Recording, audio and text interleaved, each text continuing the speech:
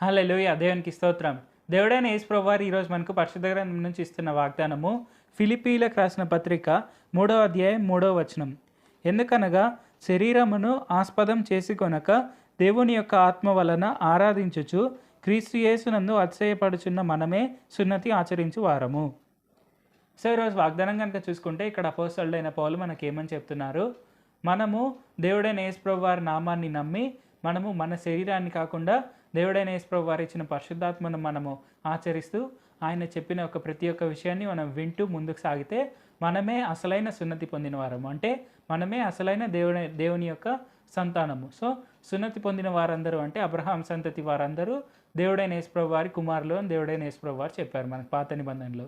ఇక్కడ మనం చూసుకుంటే కొత్త నిబంధనలో కృపాయుగం వచ్చిన తర్వాత మనము కేవలం ఆయన నమ్మి ఆయన మనకిచ్చిన పరిశుద్ధాత్మను మనము ఆచరిస్తూ ఆయన పరిశుద్ధాత్మ ఏం చెప్తారో అవి మనం పాటిస్తూ మనం ముందుకు సాగాము అంటే మన శరీరాన్ని ఆస్పదం చేసుకొనక అప్పుడు మనమే ఆయన ట్రూ హెయిర్, అంటే మనమే ఆయన సంతతి వారము. సో మనము అవన్నీ చేస్తున్నప్పుడు మనకేమవుతుంది, మనం ఆయన సంతానం అయినప్పుడు ఆయన ఇచ్చే ప్రతి ఒక్క ఆశీర్వాదం మనకే వస్తుంది. సో మనము ఆయన సంతతి అయినప్పుడు మనము అనేకులను ఆయనలోనికి నడిపించాలి, ఆయన మార్గంలోనికి నడిపించాలి. సో అది మన కర్తవ్యం. మనం ఆయన పిల్లలం అయినప్పుడు ఆయన మనకిచ్చిన ఆశీర్వాదాలను ఉపయోగిస్తూ ఆయన మనకిచ్చిన గిఫ్ట్స్ అనేవి ఉపయోగించుకుంటూ మనము అనేకులను ఆయన మార్గంలోనికి తీసుకొని వద్దాము.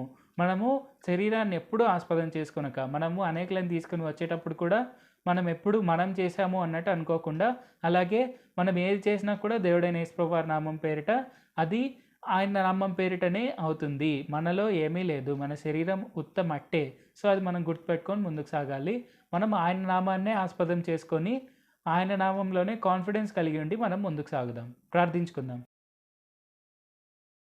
పరిశుద్ధ జీవాధిపతి జీవంగల దేవ యేసయ్య, మేము మీ నామాన్ని ఆస్పదంగా కలిగి అలాగే మీరు ఇచ్చిన పరిశుద్ధాత్మ ఏమైతే చెప్తారో అదే మేము పాటించి వారి వల్లే ఉండేందుకు సాయం చేయండి.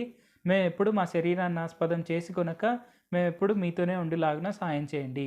నజరేయుడైన యేసు నామంలో అనేకులు కూడా మీ మార్గంలోకి నడిచేందుకు మిమ్మునే తమ నిజరక్షకులుగా అంగీకరించేందుకు సాయం చేయండి. యేసు నామంలో అడుగుచున్నాను తండ్రి. ఆమేన్. Thank you Jesus. దేవుడు మిమ్మల్ని ఆశీర్వదించును గాక.